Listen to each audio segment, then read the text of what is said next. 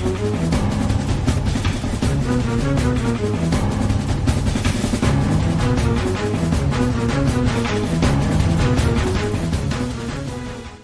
can't believe I'm about to do this, but there's no other way to express this. Final bosses can either be great or just downright terrible, as you should already know by now. I'm going to rant on what I find to be the top 10 worst, most poorly designed, and most inexcusable final bosses I've ever faced. Rules. They have to be the actual final boss in the game. And this is an obvious warning, but prepare for massive spoilers. You have been warned. And you may have a different taste in bosses as I do, so understand that this is my list. You don't have to agree with it, just understand my reasoning. Also, fair warning. I will be raising my voice a lot in this countdown. So if you have your earphones plugged in, I highly suggest that you turn them down. Unless you want to go deaf, and if you don't have your earphones plugged in, make sure no one's around before watching this video. Other people might find shouting to be offensive. I can't believe I'm about to subdue myself to such torture, but I have no other choice. Time to start the video. What have I done?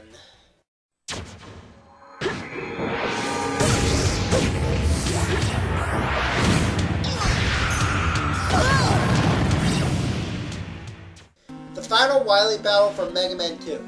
The scenery may look cool in this boss battle, but that doesn't save this boss fight. His weakness is the bubble lead, except the bubble lead goes in an arc shape before going straight down to the ground, and Wily is floating in the air in this phase, so you'll need to be right next to him to be able to hurt him.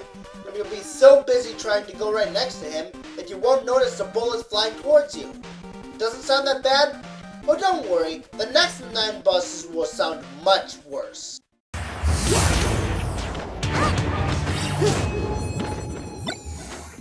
I've stated in an earlier countdown that I enjoyed New Super Mario Bros. 2, but even I thought it was lazy how they practically reused the soundtrack from the first game. Even the final boss has the exact same boss theme, and that's only the beginning of our problems with Bowser. This is just a vertical version of the final boss from the Wii version. Just because the Wii version was great doesn't mean reusing it will make that final boss just as good. Bowser can either be laughably easy or just plain cheap depending on your reflexes. His attacks are very slow, which can make it very easy to predict where he's going to attack, and sometimes he looks like he's going to attack the platform on the far right when he's actually going to attack the platform on the left.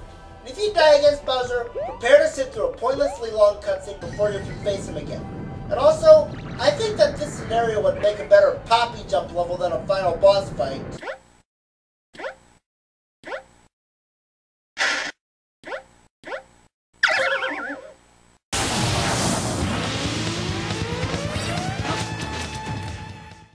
Mew from Pokémon Wii is a boss that is downright pathetic. The first 2 phases aren't that bad, but the last phase is just not threatening at all. It's a chase segment, which involves you to catch up to it and tag it before time runs out. Except here's the thing, because the area where you're chasing is ring-shaped, you can't run the wrong way, and even if you run in the wrong direction, you'll still catch up to it sometime, and this Pokemon only takes like 20 seconds to catch up to it. Last I checked, Mew's base Satola is higher than that of Pikachu's. It doesn't even do anything to stop you like some of the other Pokemon. Glaceon left behind a blizzard to block your screen, Ponyta left behind a trail of flames to hinder your progress, and even Wingull was a bigger challenge. At least then you had to wait for it to land before you can tag it. With Mew on the other hand, it's just a chase. Nothing special about it. You know what's funnier? The footage that I was showing you, this is actually the harder version. The Time Eater from the 3DS version of Sonic Generations. The first thing I should mention, the Time Eater, despite the fact that it's the main villain and appears in cutscenes, there is no build-up to it. The closest we have to build-up is the preceding cutscene, which, because this is one of the earlier 3DS games, it isn't all that cool. It's just characters and text boxes. As for the boss itself, well, it takes 8 hits to destroy it. Classic segments, not so bad except for the Mega Laser, which is near impossible to avoid, but other than that, not bad. But the modern segments are where it starts to go downhill. Throughout the entire boss fight, like in all Supersonic boss fights, you must beat it before your ring count runs out. In boss fights like Perfect Chaos and Metal Overlord, they give you a good amount of rings to keep the boss fight fair. How do you get rings for the modern parts? Well, in the modern section, thanks to the 3DS limitations, sometimes it's hard to see the rings, and by the time you do see them, you'll be too far away from them button to grab them before you pass them by. He'll also try to crush you with his hands in some of the modern phases. They tell you where you should move to avoid it, but you need to have your timing be absolutely perfect. And about halfway through the battle, he will develop a clock attack, where the hands move super fast, and if they hit you, he'll pull a young Xehanort and rewind part of the battle and force you to avoid the same attacks you already avoided. Guys, I know it's supposed to be a challenge, but this is more cheap than challenging. Perfect Dark Gaia may be even less forgiving, but at least that boss had good build-up. I've heard that the PS3 version of the Time Eater is much worse, but I haven't played that version. Let's talk about the Kirby series and some of the weapons you get, especially for the final bosses. In Kirby's Adventure, you get the Star Rod, which allows you to shoot stars out of it. In Kirby Squeak Squad, you get the Triple Star, which is kind of a clone of the Star Rod, but I still enjoy using it. In Amazing Mirror, you use the Master ability, which gives you the feeling of fighting off evil. So what does Kirby's Dreamland 2 offer you? Just a different design sword. That's it. Nothing special about it.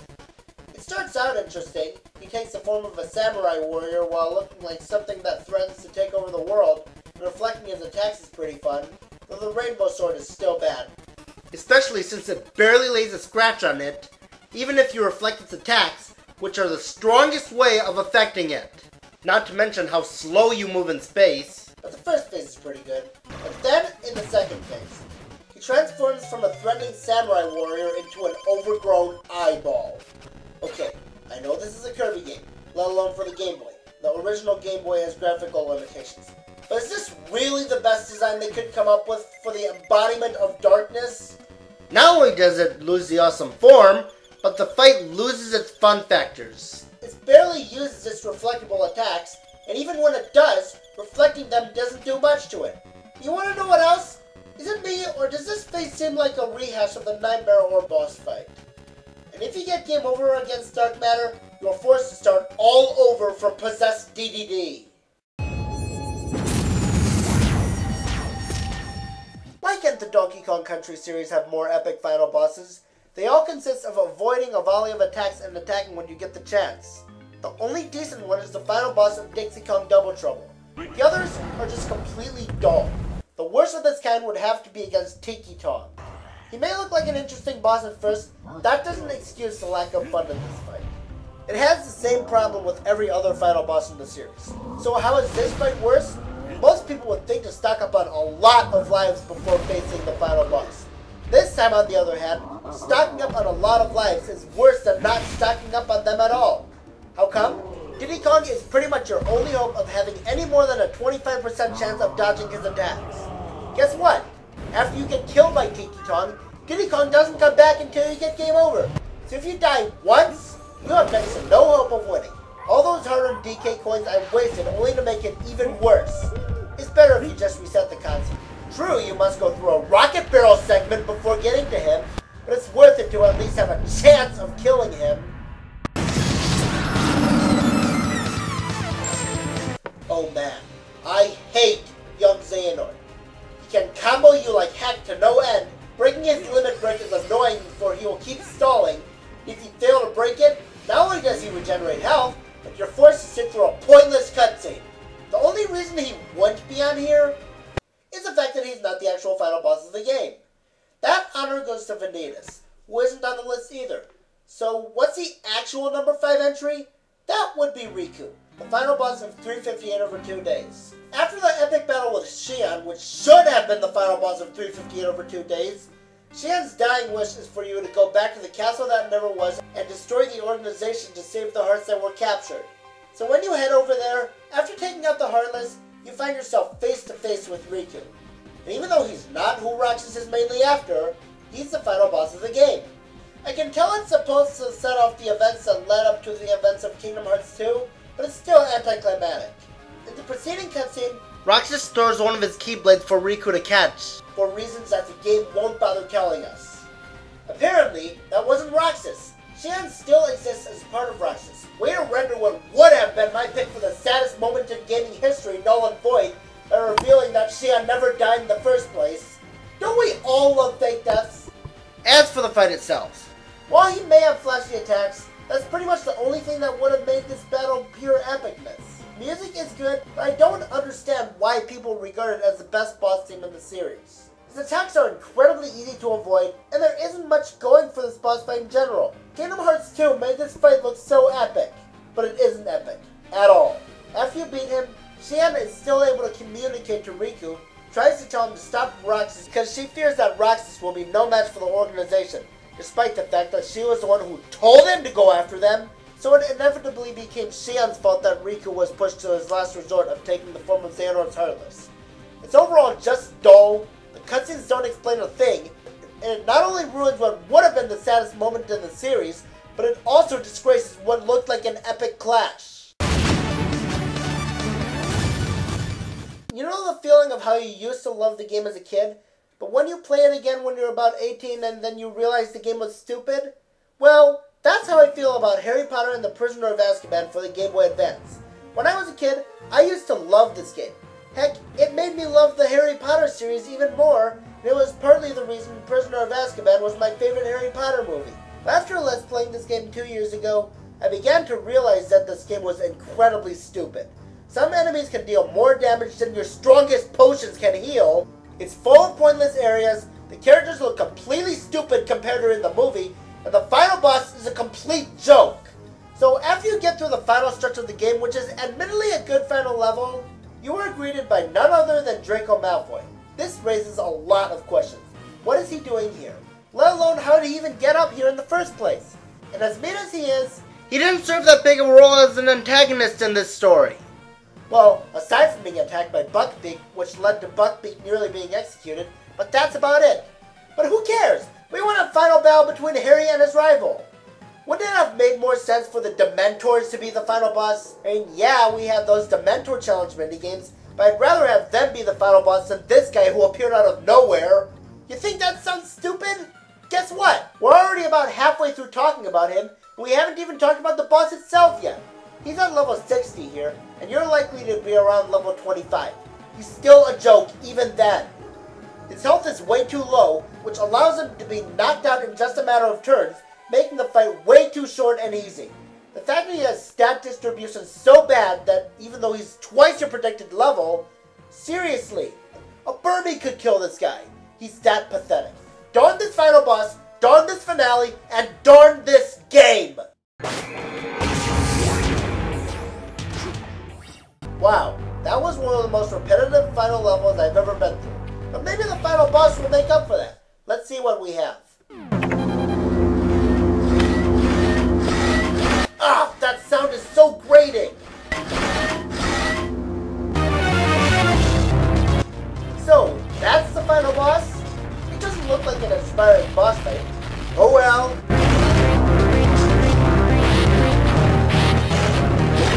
Let's just beat this hunk of metal the old-fashioned... What? That was it? 6 super missiles and he's dead? Apparently, Robo Ridley gets stronger if you collected 100% of everything. This makes Robo Ridley take longer to kill, but that makes Robo Ridley completely dull and boring. You're in an incredibly cramped room so you don't have much room to run around in, making it completely stale, and the majority of the boss fight consists of you just space jumping against the left wall to dodge his attacks. In my mind, there are no redeeming factors to it whatsoever. Because when the fight's not too short, it's way too boring. Even the music is not bad, but at the same time, not all that good. Mother Brain from the original Metroid was also dull, but Mother Brain was the actual villain. The fight with her in Zero Mission was worse than Robo Ridley thanks to all that stuff raining on you, but she wasn't the final boss. This was. This pathetic and dull boss. And you want to know what the worst part? The absolute worst part about this is, it isn't even number 1! Guess I better recap this list while I still can before we get to the worst final boss ever. Number 10, Wily from Mega Man 2.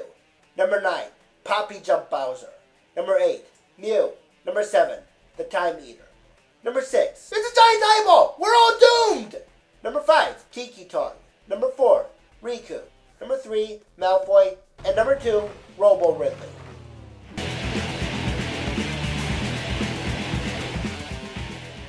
You've seen bosses on this list that were on here for a number of reasons. You've seen anticlimactic final bosses. You've seen boring final bosses. You've seen final bosses that are complete whips. You've seen repetitive final bosses. You've seen final bosses that rip off other final bosses. And you've seen final bosses that are an insult to something awesome. Number 1 combines all 6 of these horrible traits in some of the worst ways I have ever seen in my entire life. That boss is the final boss of Yoshi's New Island. Now, let me just get this out of the way first. I like this game. I mean, yeah, it had a horribly bad intro, and some of its music consisted of farting. Most of the music was quite nice. And the art style was also good. It had a great charm to it. The final level was also good. It gave you the feeling of approaching the final boss. The name of it is Bowser's Castle Break-In, which is an interesting name. And it has its own unique music instead of just being the normal castle theme. That's an improvement, so let's see what we're in for. Wait, this looks familiar. This is the exact same pre-final boss room as in the original Yoshi's Island. With the scrolling screen and Kamek turning those blocks into monsters? That's awfully familiar. Will the preceding cutscene to the actual battle also be the same? Yes. Kamek demands you hand over the baby. Baby Bowser wants to get some sleep, so he pounds Kamek and wants to ride Yoshi. And guess what? Phase 1 is a complete ripoff of the original Baby Bowser fight. You know how laughable the original phase was? Yeah, this one's even worse. At least in the original game, it had a unique concept of ground pounding the floor to make ripples appear to damage him. Here, you beat him the same way you beat all bosses, by throwing eggs at him. And not even in a unique way like the Kamek battles. Just throwing eggs at him with nothing to it. Well, the music's different, but nothing else is going for it. After you smack him 3 times, you guessed it, Kamek sprinkles his magic on him and... oh no. This one is worse than the first phase. Not only is it completely copy-paste of the original final boss, but the original boss was intense since he was slowly coming towards you, making the scenario epic. This boss isn't that. It's just a super-sized baby Bowser.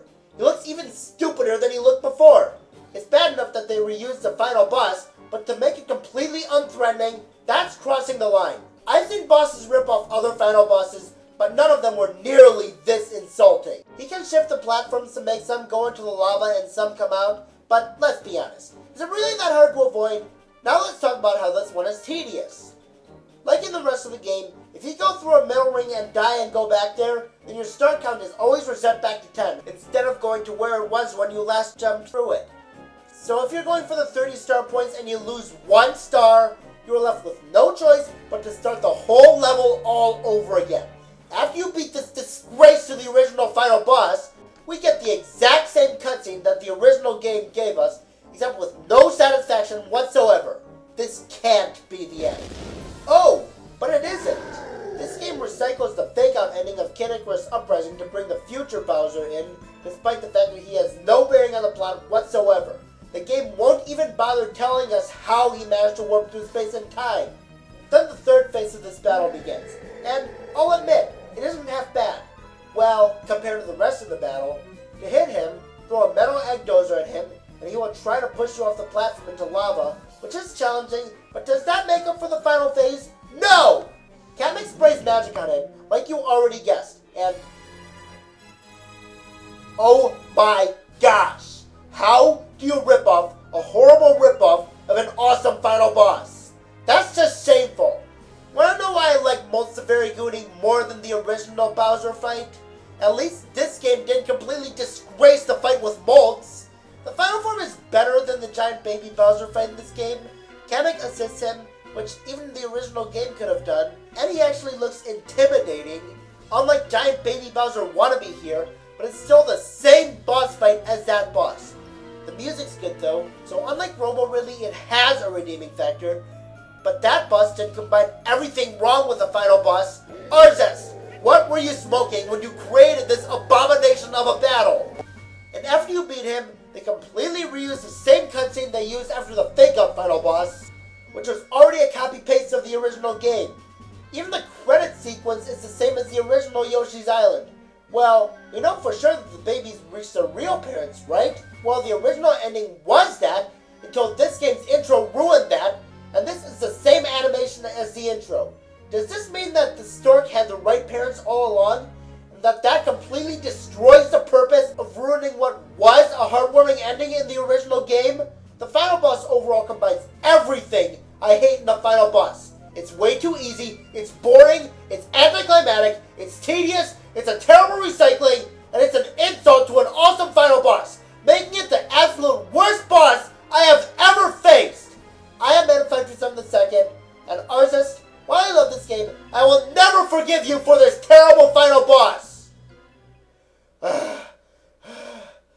Okay, I've survived this. I'll just take Elsa's advice and let it go. Will my next countdown be much easier on the brain? Thank goodness.